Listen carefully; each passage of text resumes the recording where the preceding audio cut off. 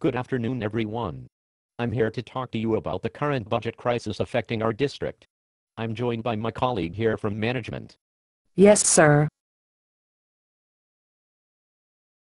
Thanks for taking the time to come and visit us at our site. We are very curious about your presentation. We've heard that there might be some money issues within the district. You are correct. We are very close to fiscal insolvency. Without drastic action, we will be forced to close down the district. Right on. What? How are we close to insolvency? Do you have any data to back this up? Of course. I'm the chief business officer. I have all sorts of data to back this up. My first set of data comes from a conference I went to last week. I was told that our economy is bad. Also, our expenses are going up. Finally, we need more money. My conference was very helpful, don't you think? Preach it, brother. That's not real data. We are always asked to provide numbers. You deal in numbers. What are your best recommendations? Well, first of all, the district needs to cut its spending. We are spending too much money on teachers. Again, where is the data to back up this notion that we are spending too much money on teachers? Yes. We are always asked to provide data. What real data do you have to show us we are in crisis? Well, I do have some numbers. In our general reserve fund, we only had $22.8 million as of last June. I anticipate that by the end of 2011 we will only have $10.5 million. We spent $5 million of our reserve over the last year. Absolutely correct. That doesn't make sense. If you spent $5 million and subtract that from $22.8 million, wouldn't you have approximately $17.8 million left? No. What I meant to say is that we will run out of money by 2012. Flawless logic. Unless teachers take a pay cut and furlough days and pay more of their fair share of healthcare, we will run out of money by April according to my projections. Impeccable reasoning. That math is not making sense to me. I don't understand why you don't get this. It's very simple. We have a bad economy. Everyone else is making cuts and having teachers take furlough days. The economy is bad. I can show you slides that I got at a conference that tell you the economy is bad. You just have to believe me. I'm a believer. Forgive me if I'm a bit wary. We've been told for years that the district is going to run out of money, but our general fund reserve keeps increasing. Now you're saying that we're going to run out of money this year. Yes, how are we always close to running out of money, but we can still afford to pay for a superintendent and a former superintendent and a principal for a school that isn't even opening next year? Well, you have to understand, it's the economy. Our economy is bad. Because of that, we have to make cuts. Bingo. Okay. That just doesn't make sense.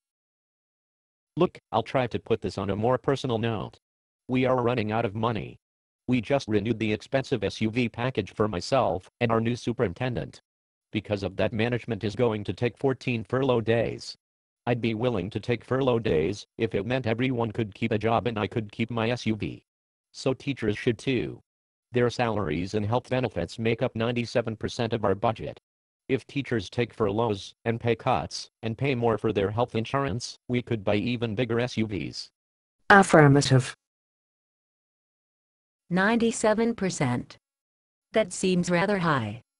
Your number is very improbable. Especially given the fact that for the last few years, the budgets we are presented with always overestimate spending and underestimate revenues. Yes, these numbers are possible. In fact, my numbers are irrefutable. I have an MBA. And I went to a conference where I was told my numbers are right. Calculated and validated. I think that's open to debate. It seems to me that the district hasn't really prioritized what cuts should be made. Well, we cut the amount of money that sites have to spend on the students of our district. We also cut the amount of money that we will spend to fix safety issues at the various sites. We have also cut as much of music and the arts and other electives as we possibly can. We want to cut the number of teachers we have too. I looked at some of our other programs such as having expensive SUVs for high-level district staff like myself. That is one program that cannot be cut. Even the people at the conference I went to said that the SUV program is vital for district solvency. I don't understand why you can say we haven't prioritized. You teachers just don't get it. We have to have a lot of money in the bank. Amen. Wait a minute.